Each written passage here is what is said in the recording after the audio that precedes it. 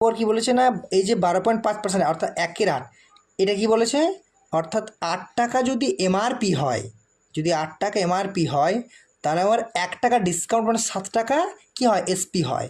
তাহলে এটা MRP ratio SP হয়ে গেল, এইটা ভ্যালুটা। পরের ধাপে কী বলেছে, পরের কন্ডিশনটা কী বলেছে, 20% প্রফিট, অর্থাৎ এই 5 টাকা যদি সিপি হয়, তাহলে 5 টাকা যদি সিপি হয়, তাহলে 6 টাকা আমাদের এসপি হয়ে যাবে, 6 টাকা এসপি হয়ে যাবে।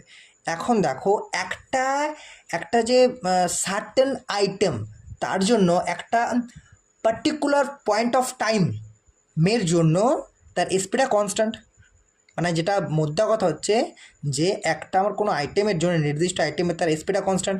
তাহলে এখানে এসপি 6 ইউনিট বলা হয়েছে, এখানে এসপি 7 ইউনিট, এভাবে তো চলবে না, দুটোকে কনস্ট্যান্ট করতে হবে, একই করতে হবে, সেম করতে হবে, তাই না, কনস্ট্যান্ট যেহেতু সেম করতে হবে।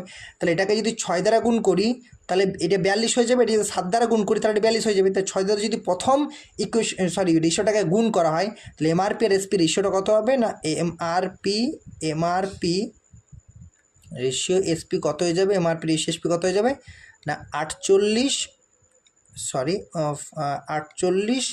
রেশিও 42 হয়ে যাবে। এটা একটা রেশিও হয়ে গেল।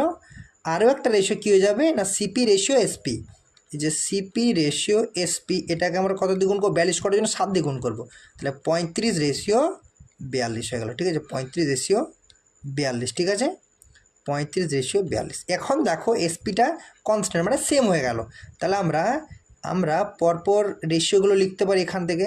তাহলে এখান থেকে আমরা কী লিখতে পারি, কীভাবে লিখতে পারি, এমআরপি আর এসপি সিপি যদি রেশিও লেখা যায়, তাহলে আমরা এখান থেকে লিখতে পারি, মানে এমআরপি অ্যাকচুয়ালি লিখতে পারি এখান থেকে MRP ratio CP ratio SP.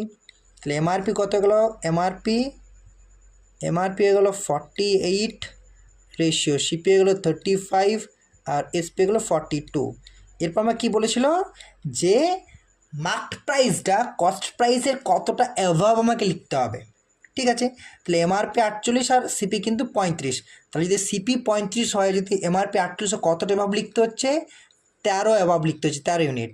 কত না 35-এর, তাহলে 100 দ্বারা গুণ করলে আমাদের পার্সেন্টেজ পেয়ে যাবো। ঠিক আছে, তাহলে 5 20 5 7 35 মানে 260/7। ঠিক আছে, যদি ফার্দার ক্যালকুলেশন করি তো 7 3 21 5 50, 7 7 49 .1 থাকে, 0 7 1 7 3 7 4 28, মানে অ্যাকচুয়ালি 37.14% অ্যাভাভ, অর্থাৎ সিপির 37